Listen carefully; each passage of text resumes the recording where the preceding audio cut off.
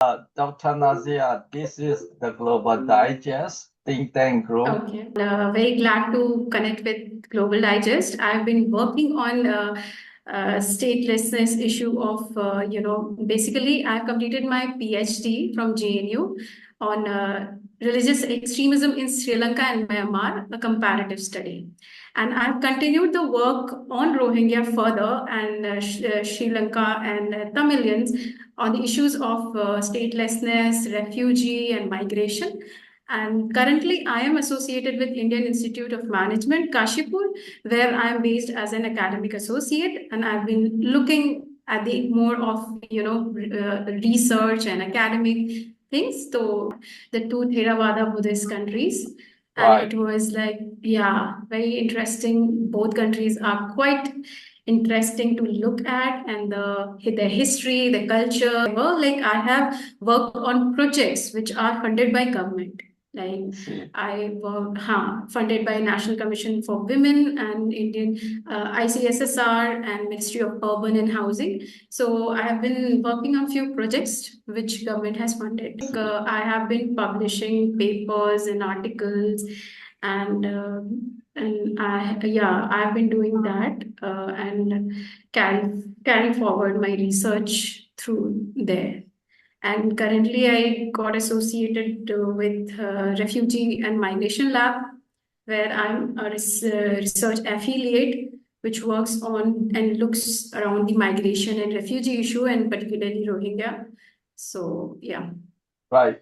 So it means that comparison between Sri Lanka and Myanmar is your PhD thesis, I guess. Yeah.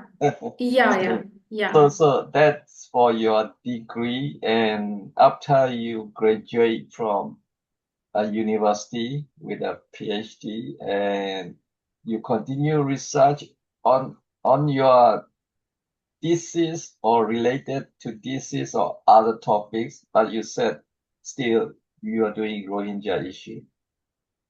I have written on several, I've written on Sri Lanka issue of Tamils. I've written on Rohingya issue as well. And then I looked upon the role of China when a tripartite talk was held between Bangladesh and Myanmar.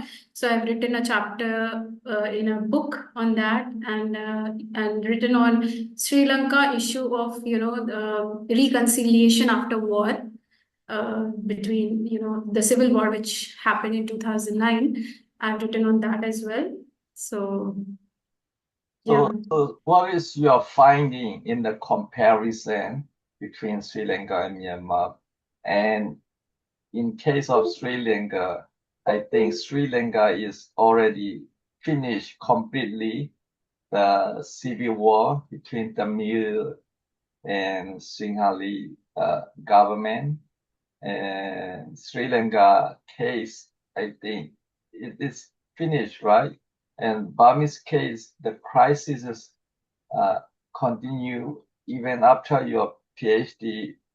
Now it's bigger crisis, Sri Lanka is no more crisis, you can say like that. So how's your finding in the comparison?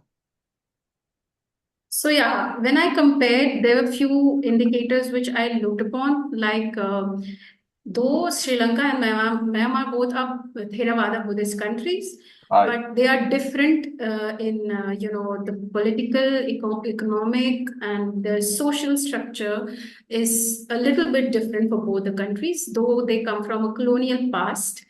And because of the colonial past itself, I feel both the countries are in a situation where they have not been able to tackle or resolve the issue in a peaceful manner. Because in case of Sri Lanka, what happened, the Tamil workers were brought from India by the Britishers in the colonial times. They had rubber farming over there, so they settled Tamil over there. Now once Britishers left, then this problem of citizenship and everything arised, because they had 1948 Ceylon Citizenship Act, which rendered a lot of Tamilians stateless.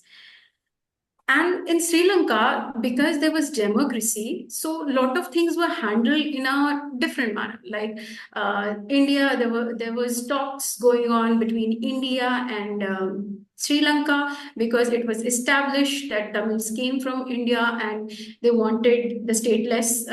Those who were rendered stateless were out of which lot of Tamilians were taken to back to India. However, those who were left, who genuinely belong there, because they have been living there for so long, these kind of citizenship act rendered them stateless and put them in a situation, because of multiple policies which the government brought in, they had to face a lot of discrimination, which resulted in a rise of LTTE. Now, LTTE is the liberation, I guess, which we all know, which has been eliminated in 2009 by the Rajapaksa government after the civil war. Though they have settled everything in a way after the war, but situation is still arises where Tamil in the Jaffna region and the northern region have talked about how reconciliation is taking place in Sri Lanka after the war, because as much as eliminating LTT was a big factor in Sri Lanka, there is also one aspect which is important, that reconciliation happens, so that confidence building between the communities, between Tamils and Sri Lankans, could take place after war. And that's how you restore peace ultimately. So, though the war has ended, a lot of things still has been left unaddressed. And there have like in case of Sri Lanka, because it is a democracy, it is a democracy, and there were multiple times they conducted talks. Norwegians, they tried to break through talks with between Tamils and Sri Lankans, which failed and ultimately led to war.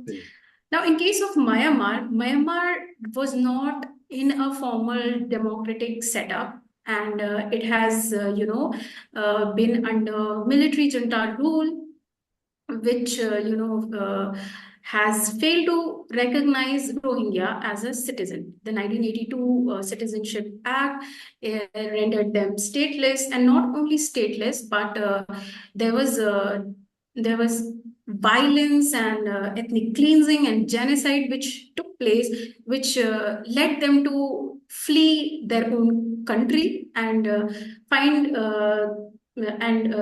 and stay find a space somewhere else where they can be safe. So that was the situation in Myanmar, where even when there was a brief period of semi-democratic government under uh, Aung San Suu Kyi, she, even though she tried to take steps to bring about a democratic kind of resolution to Rohingya issue, she failed. She failed in a way because on ground, uh, on ground, the various steps which she took by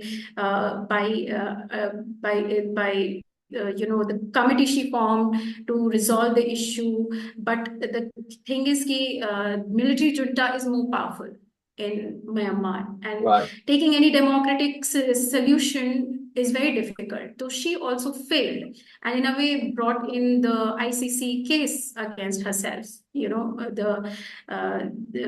we all know, the case of genocide which was filed in ICC. So that happened. So basically, though Sri Lanka and Myanmar both are Theravada Buddhist countries, the way they dealt with the issue of statelessness in terms of Tamils and refugees have been, quite different in a way, because in Sri Lanka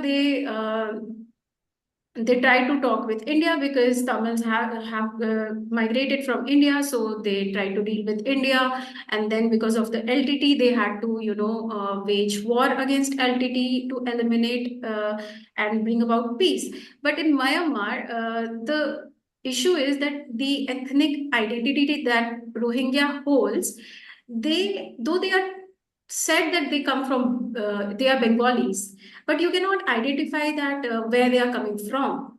Like Tamils, you can say they are from India, and that's true. Right, But in case of Myanmar, because 1982 Citizenship Act tried to change the citizenship law and identify its citizens, in which they form various tiers of citizenship, and then Rohingyas and also few other ethnic identities were failed to recognize as citizenship.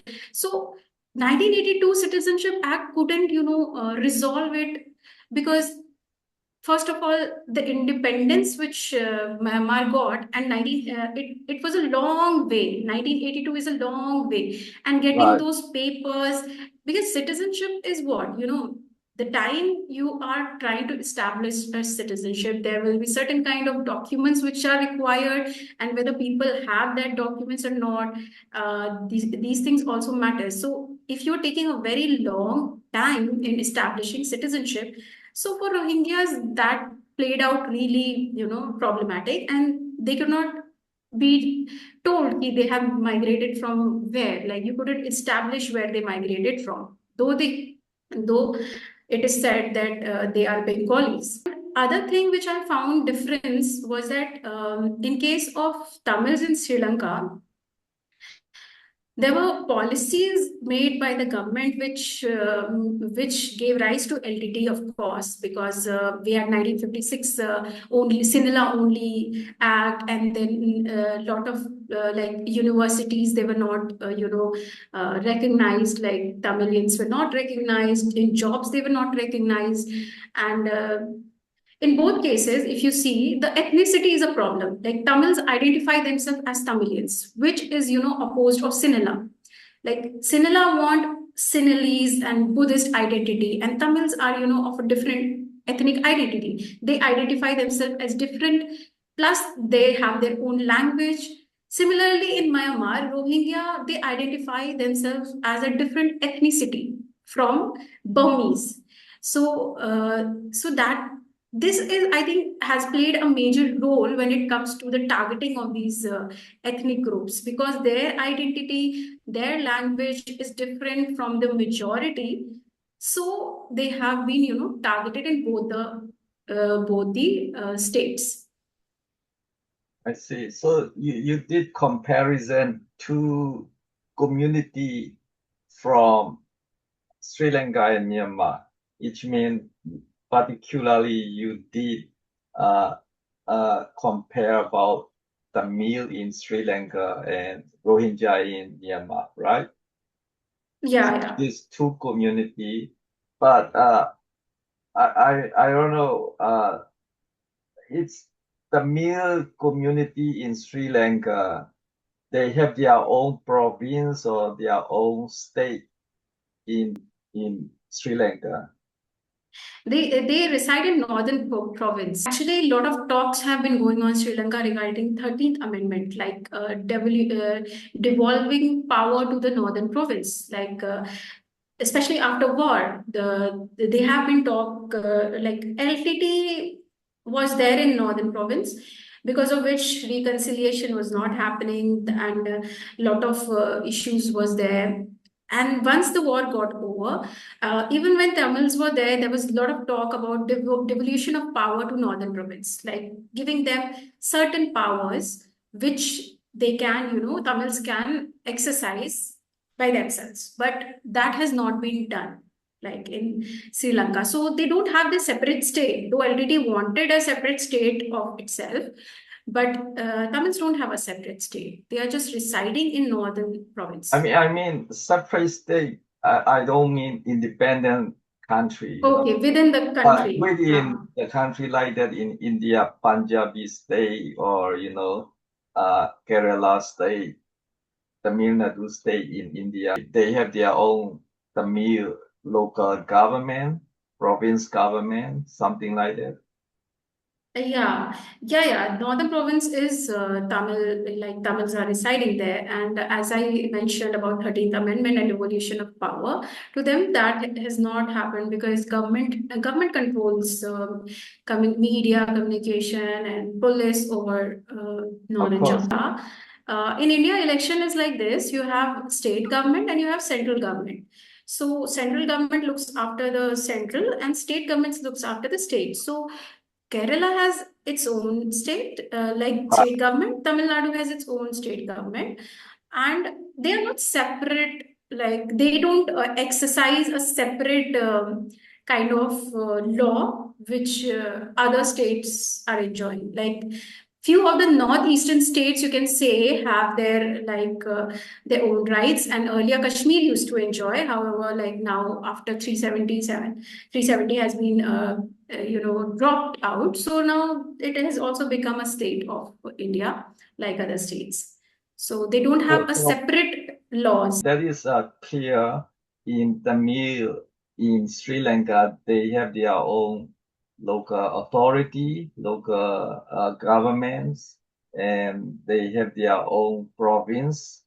I mean, a kind of local self-determination, like in India. Maybe not exactly same, but they have some kind of local level authority in Sri You Lanka. can say that they have their, because they are dominant over there. So of course they may be, exercising power over there, but not autonomous. It's not a case of autonomy because if that was the case, 13th Amendment talks have been going on, and it has not, like 13th Amendment Act is about giving power to northern province, like autonomous power to them, but that Sri Lankan government is not going to do.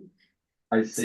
The Tamil is ethnic, they recognize, and also the Tamil Hindu religion, right? They recognize Yeah, yeah. Sri Lanka. They Hmm. accepted Yeah. their identity and their religion in Sri Lanka. Hmm.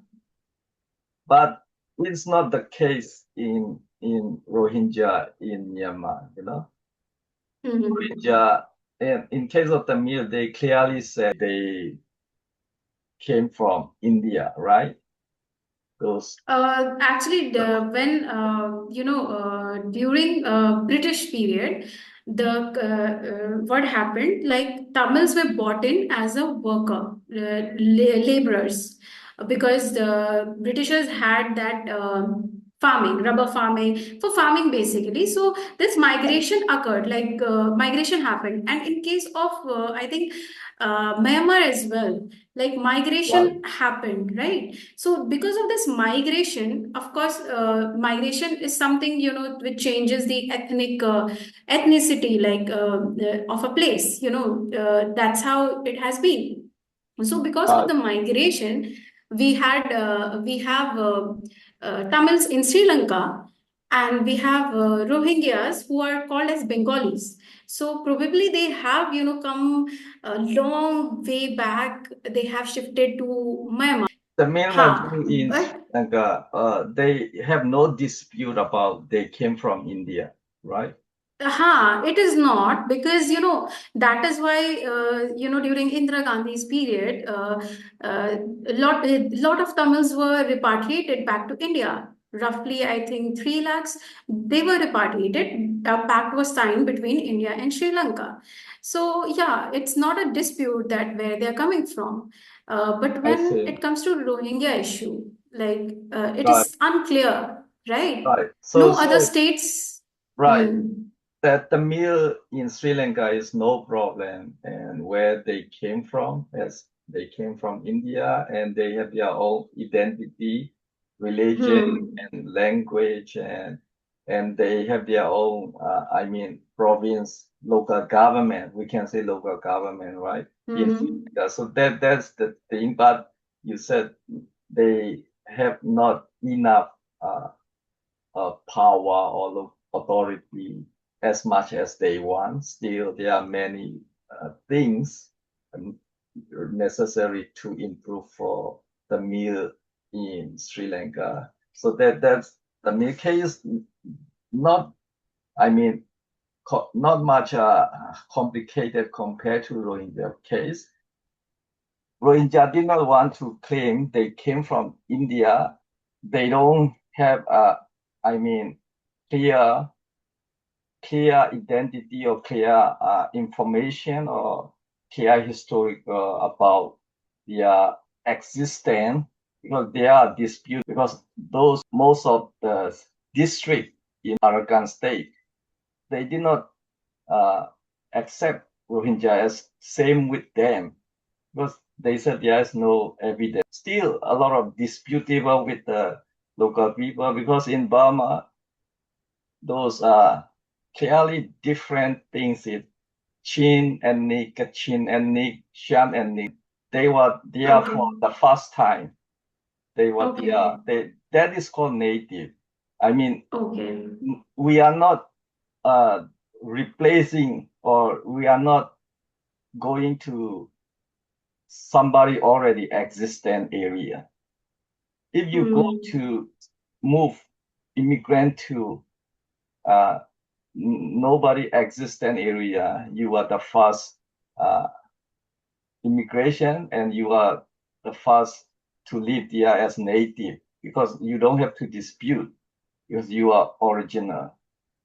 But Rohingya case is not that one because the other side, most of district, all of district, they are people, because all those district, nobody is claim Rohingya as native. Otherwise, they should know that, if they live together ancient time. That's disputable. So the word native is very complicated and it should be clear, identify or clear evidence they have to prove because there are already people existing and in Burma also only native are recognized as who are the first to live. But in Arakan state, uh, it is no evidence Rohingya. I mean, there was a lot of migrant from India during British or before British, even in not Arakan state, like Yangon city, Manly city, a lot of Indian origin. But they are already Burmese citizen, they received Burmese citizen. They were Hmm. living together or adapt together with local Burmese people. So they are this Burmese citizen. They no more came as Indian citizen, because they've been generation living there as uh, local people. They become Burmese citizen. So that's Hmm. clearly said they belong originally from India, immigrated to Burma during British, or even maybe some case maybe for British, very insignificant. But Rohingya case is not like other Indian immigrated in Burma, in Myanmar. They did not have clear claim or clear evidence. So it made a lot of disputable and a lot of, uh, complicated and a lot of confusion. And I mean, that should be made clear narrative, clear and evidence. Yeah. I'm not denying Yeah. I'm not denying Rohingya to be a citizen. Same as a lot of Indian immigrant in Yangon City, Manesi, they become Burmese citizen. They can easily they can get no doubt they can get like other Indian immigrant in Yangon or Manly City, even Muslim or Hindu. They can get Burmese citizen. But Rohingya case is uh, they are not uh, claiming they are immigrant from India, and also they cannot have evidence or they don't have clear narrative because there are a lot of district in Arakan state. Other district, they don't know Rohingya again, with those existing many districts. So they have to clear whether they will be uh, just getting citizenship and living with local people, or otherwise, if they want to claim like indigenous or native, or that is another issue. It's involved politics. Yeah, Politics issue means yeah, you have to claim territory, which yeah, territories yeah. belong to Rohingya, because those Arakan district, they don't agree because they have all their uh, people are living in everywhere. So that Yeah, because I mean, Arakan Buddhist, Arakan is Buddhist. yes, yes, So Arakan they is Buddhist. dispute with the Rohingyas. Like they claim that they are the indigenous. They want to be a citizenship, or they just want to claim uh, separate from Arakan state or separate territory. And if you say native, native, they have to show a list of evidences and a lot of things dispute. That's been big issue. Or just they want to claim citizenship like other Indian immigrant in Yangon, Mali. There's not much I dispute, think, yeah, yeah, but yeah. only the dispute and complicated is in the Bangladesh and Burma border, because ancient time before, during colonized, there was no Bangladesh. Yeah, yeah. Those who did not have Rohingya as Burmese citizen, they are stateless, or even if they don't have Bangladesh citizen, they are stateless. Probably it can be also uh, political issue during partition, because authority are Bengali. Those who are in power, then they can push all ethnic within Bangladesh to, to drive out, or whatever pressure, or whatever oppression or undermining or ignoring, including the lead of Bihari. So during partition, Pakistan, India, and Pakistan, Bangladesh, and a lot of people are, you know, not recognized by Pakistani's government, then Bangladesh government. So there are many stateless too in Bangladesh. Neither Bangladesh or Myanmar provide any citizenship. Those any people can become uh, stateless. So, in Bangladesh, that Biharis, probably like I just know that in Pakistan, like when Bangladesh and Pakistan was not partitioned, Muhajirs, Biharis were called Muhajirs, like they have migrated from Bihar.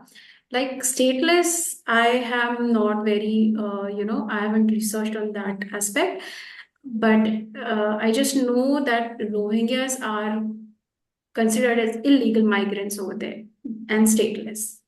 And in India, there are stateless, like there are Tamils who are stateless, Sri Lankan Tamils, they are called. So they are stateless, they don't have citizenship. And, there are Hindus migrated from Pakistan, Bangladesh. Then there are Sikhs from Afghanistan. And like if you are aware about the Citizenship Amendment Act 2019, which India brought in, so particularly they have mentioned like on the basis of religion and identity, like they are ready to take Hindus and Sikhs and Buddhists from the neighboring countries. However, they don't mention Sri Lankan Tamils in that.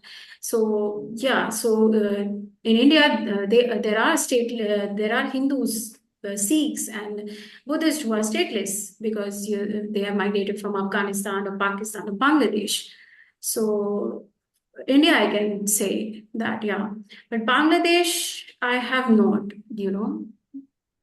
Right. I looked think at that aspect. there will be a lot of stateless during partition between India and Definitely. Pakistan, and during Hmm. partition between Pakistan and Bangladesh again. So there are many Yeah. stateless the question is where those stateless are gone and where they are missing. That I Mm-hmm. think a lot of researcher have to find out Yeah, I would because definitely not explore that now. right, Yeah. right, because they are very unfortunate. Mm-hmm. We have to find out where the people are missing But and in where. Pakistan, I think definitely people from Afghanistan, I'm sure there are some stateless, like Pashtun community or like that from Afghanistan side. But yeah, I haven't, thought of, the partition rendering stateless in Pakistan and Bangladesh. Definitely, it is makes sense. You can imagine the power struggle, during Yeah, India-Pakistan partition. Those Pakistani yeah. But authorities, Pakistan was actually they formed on are the basis, like people willingly went to Pakistan or right. Bangladesh. So the basis of the formation was that they are willing to leave India, and then becoming stateless there. We have to look at it like. Of course, I mean, during partition, first Pakistan government, they were only priority to Pakistani people and Hmm. other community group, minority Yeah, group, they were not concerned. Definitely, that is a yeah, power like struggling Muhajirs. Yeah, authority, authority hmm. and power struggling. They are Yeah. everywhere exist. So those under Hmm. Pakistani uh, control during partition, there will be. Hmm. We can Hmm. we can expect that. We can expect it. And also again, Pakistan and Bangladesh partition, the Bengali government in Bangladesh, they will be controlling Bangladesh and they only priority to Bengali and a lot of Hmm. other group and minority group they will be pushed out. That's Hmm. a expectable. You can Yeah. expect it and where those people are gone and where are missing. They never claim, they never identify during their power struggling and political Hmm. struggling. If you look at the definition of statelessness, it clearly says that, the marginalized and the minority ethnic political group, Right, irrespective of, religion or anything, like it can be within the religion also, like right, based on language, like Bangladesh, they are Bengalis. So it's not like they will not target those like Biharis because they are not Bengalis, they are non-Bengalis. So statelessness definition by itself says that the any ethnic or group, religious group which are minority, they are the state or either law or they fail to recognize them, give them a formal recognition of as a citizen. So right. yeah. I mean, Hmm. those Rohingya case, when we talk about first thing is that there are several issues, whether they want to Hmm. be citizenship in Myanmar or they want to be citizenship in Bangladesh or India. If you don't have a clear story, uh, there are many confusion, misunderstanding, and hatred or a kind of uh, a kind of ignoring or a kind of uh, you know argument or big increase among each other within Bangladesh or in Myanmar or in India. I mean, I'm not definitely agree why you are researching Buddhism here, Buddhism in Sri Lanka and Myanmar because Buddhists are origin in Sri Lanka and Tamil are Hindu. They immigrated to Sri Lanka. That is clear because origin are Buddhist Sinhali. So the Tamil Hmm. Hindu are immigrated and Tamil said they came from India. That is clear. And they received Sri Lanka citizenship. There is no confusion about their narrative or their immigration history. Origin. Yes. Mm. So in Sri Lanka, there's and same in Myanmar, Buddhist, but particularly in Rakhine State, Arakan State, as you found out, it's a Buddhist Rakhine people, Arakan people, you know. So similar to Singhali Buddhist Myanmar, Buddhist Arakan, Rakhine people are original comparison if you want to make comparison. So they are comparison. And if you want to Rohingya, they are native rather than Arakan Buddhist. That will be contradicted, isn't it? I mean, it will be a lot of dispute. I can say ancient time it can be Muslim religion in certain period. It can be Buddhist religion in certain period. You know, Ashoka king, Like that not time, all, not that is all. Buddhist king, Hmm. you know. And also the Yeah, last king Ashoka. of India is Muslim again. And there Yeah, are but many then Hindu India kingdoms, is still India still has Hindus. Like even though you had Buddhist king, you have Muslim king, you have Britishers, but Hindus still exist because kings were not like there to wipe out a certain religious or ethnic groups. They were there like in Mughals, they have been working together with Hindu generals like the right? Rajputs. They were working very closely with them. They But married with In them. India cases, Hmm. big country, not just kingdom. It's Yeah, emperor. You know, emperor means yeah, they have a lot of kingdom. Within small yeah, kingdom, they can have a certain territory. I mean, kingdom means small, like nowadays province or state level in India. So each province or each state at the time was small kingdom. They can have Hindu king or Muslim king, you know, in small level. So Arakan Rakhine state is a small kingdom.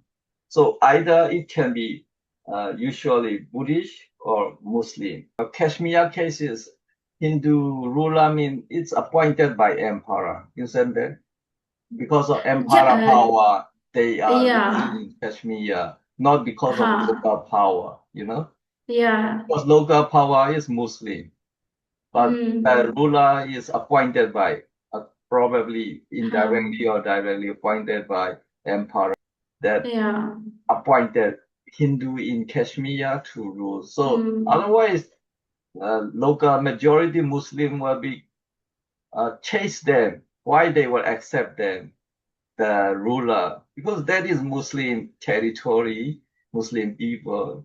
Because they accept it because emperor appoint him. Otherwise, the emperor will attack them. So that is the Yeah, logic. that's how. My point is whether they belong with together with the community of Arakan, or they are why they cannot belong with the community of Arakan. Because that was dispute between them. Arakan Hmm, people did not accept them. I mean, I'm not hmm. saying I'm not accept them as Rohingya. I mean, Arakan people did not that if they were together since ancient time, there should be no dispute because if you live in your own village, you know your neighbor, even you know your neighbor village. Who are they? Where they come from? Because you've been there together with your villagers, your neighbor village. Yeah, there is no reason to be dispute. But But I look, think the dispute actually emerged from 1982 Citizenship Act. Like dispute started from there because if you are, denying citizenship, you are rendering them stateless, and then they losing their political and power, like as a citizen. So obviously, like now people will question when you are not a citizen, like then you have to prove it. So where do they prove? It's a loop, you know. Like first you render them stateless, and then you ask them to prove it. The very fact why you are rendering them stateless is because you asked them for some kind of proof of citizenship, which they must not have. And earlier times, like people, I don't think so, kept proof of citizenship, I right? think So Rohingya issue the is whole issue not only 82 citizenship law, because there are also prior other also, issues huh? before. So which means there are many serious, complicated, and But I very think it is more of a political, you know, political. When you look at Rohingya issue, it's more of a political or any other issue as well. Like when it comes to rendering people stateless, it's done with a certain kind of,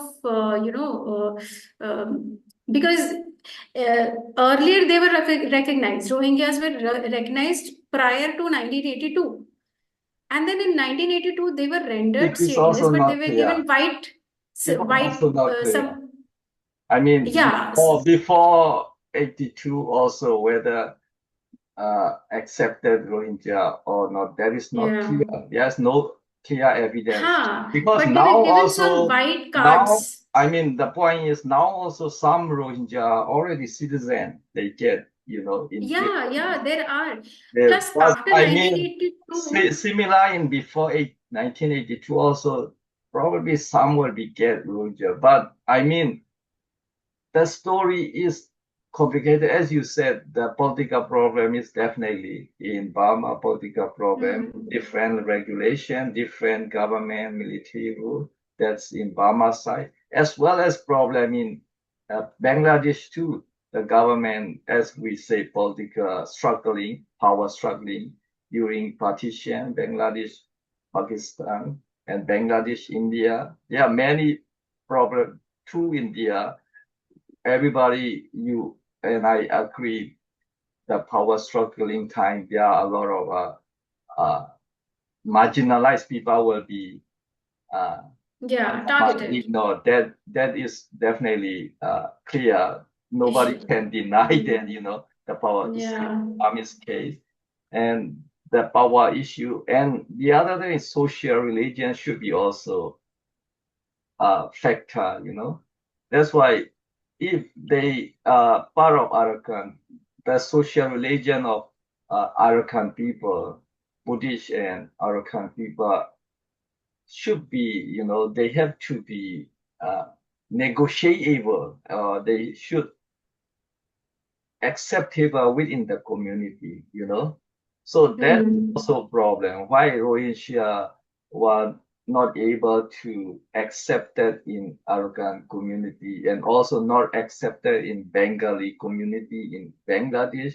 Why that social religion factor also has to find out, And then their citizenship is taken away. Still, they get the white cards for voting. Whenever military junta needed their votes, they give them the white cards for voting. So it is, at the mercy of the military junta or the political power. They enjoy their right. That's how they enjoy their right. Like you don't have a citizenship, but when it comes to voting, they give you the white cards and you can vote. And till 2014, I think they also were represented in the parliament. But after that, they have been, that right has also been taken away from that. Like they are no longer part of they are not part of the parliament as well now. I So mean, I slowly mean, and steadily, the thing is, all this you said, those are not proper document, proper yeah, acceptance. Those all are temporary things. temporary, Like yeah, military army general, they said because of military favorism, they just give it white card or yeah, any yeah, yeah. card that they just for temporary, but not proper evidences. So that is So not that not directly, that is not it that is links not like. not sufficient evidence to be Yeah, definitely. But definitely. then you're at the whims and fancy of a political power. Like, for example, now if some military junta power comes and they're ready to provide Rohingya citizenship, like you're at the whims and fancy of military, a political power. Like whatever rule they want to make, they will make. Like now, if a military junta comes and they say, okay, we recognize Rohingyas irrespective of the documents and establish a certain rules in recognizing them, now they can become a citizen, right? So you are, because you're marginalized and you are, marginalized community, so you are at the whims and fancy of a political power, basically. And that's the whole fight which Rohingyas are fighting for, I guess. It doesn't matter, it doesn't matter whether they belong from India or belong from China. It Hmm. doesn't matter. The thing is the clear narrative and the clear immigration story. Whether they apply citizenship or or they don't want to apply citizenship, that's another issue. That will be much easier to solve. But when they mix up with the Arakan and native, and that's big issue. Other we have the whole country has to be consideration Rohingya, how to deal with the issue. That's, in my opinion, unnecessary thing, a lot of complicated and dispute within My view within when it comes to Rohingya. Arakan community, Hmm. social culture, they absolutely they did not accept. That is one thing, and we can give citizenship. Example, in my case, I want to give citizenship, but if the local province Arakan has strong opposing or strong disagreement, that we have to difficult to make issuing citizenship. But if Yeah. Indian or Chinese, then I mean we can say, oh, they are Indian origin, but they've been here for a long time, many years, 100 years, but we can give citizen. But the dispute is Arakan people say that is not part of our community, not our native. Because native means a lot of political meaning for local people, local state. And if But Myanmar has if, three tier if of they live, citizenship. I mean, if they live together, the whole community should know each other. Even Hmm. in any state, Shan state, Chin state, Kachin state, we know everybody who are my neighbor in my within my state, within my town. We never say he is not my enemy because they live together, so they know each other. But why Hmm. not Arakan people say they cannot accept Rohingya? They did not accept as part of community, culture, social culture, religion, this factor and those things. That is history, immigration narrative is important also to be dealing in stateless. And definitely Rohingya are stateless. They were considered stateless. Yeah. One group claim is it should not jeopardize for another group. Because each mean if Rohingya claim each mean Arakan feel, oh, we should be out from Arakan because they are original, we are not original. That is a kind of jeopardizing.